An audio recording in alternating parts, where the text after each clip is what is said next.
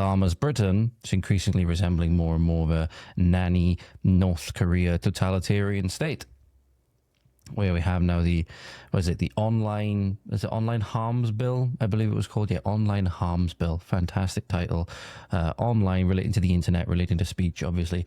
Harm, a completely subjective thing, and then obviously ratified into law. So again, just whatever the establishment or whatever the current in religious zealots that have the power in today's society decide is harmful, which in many instances we're seeing are things like testimony from rape gang survivors and stuff like that. Yeah, believe it or not, a testimony from a rape gang survivor, which was shared on X, was taken down under the new legislation, was prevented from being seen by the new legislation. In fact, just before I go into today's lead story, which is very, very concerning, especially if you live in the Peak District.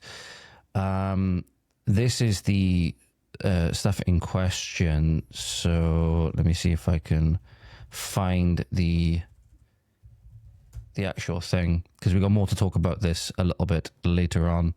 So yeah, it says age-restricted content. So the actual post that came under it, because somebody shared the screenshot of it. Here it is. So this is from the actual rape gang inquiry itself. The statement was, "Sorry changes nothing. The injuries inflicted on myself amounted to torture, and I was not the only one that this was happening to. Fizzy juice bottles filled with boiling water out of a kettle inserted inside you and shaken in order to inflict the maximum pain, degradation, and lifelong injuries. Facial and dental reconstruction required after being volley kicked in the face when you were incapable of completing that 20th blowjob of the night because they had forcibly poured just too much alcohol down your throat that day. Being raped so often, so forcibly, that your womb and cervix had to be cauterized in order to save your life." So this was shared by the actual rape gang inquiry being led by Rupert Lowe, shared with permission. So this is, again, on X. You can find it. But this is, if you try and find it, this is the image that Sammy Woodhouse shared when this was initially shared. Again, this shows you how evil the UK government truly is. Apologies that the arrow is stuck in the middle of the screen, ladies and gentlemen. There's nothing that I can do about it. But if you look on screen, if you're looking on screen, you'll be able to see this. I'll read it out for you as well. It's Sammy Woodhouse's X. It says absolutely heartbreaking, and then a heartbreak emoji.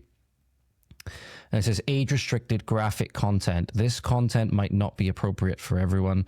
To view this media, you'll need to add your birth date to your profile. X also uses your age to show you more relevant content, including ads, as explained in our privacy policy.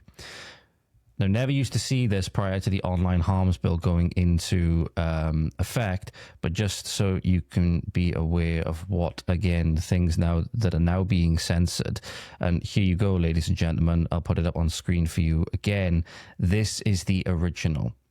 This is the original. So here you go. This is what was originally shared on July 29th. So you can see that it's the same post from Sammy, and that's the actual post in question. That's the actual post in question, the testimony that that was given on this post by this rape gang survivor. Makes you think all this is going on. Makes you think how many MPs seemingly can't be asked to turn up to Parliament to talk to these people, you know, to actually bring their stories forward. Makes you think, do they actually want the stories brought forward? No, of course they don't. Of course they don't.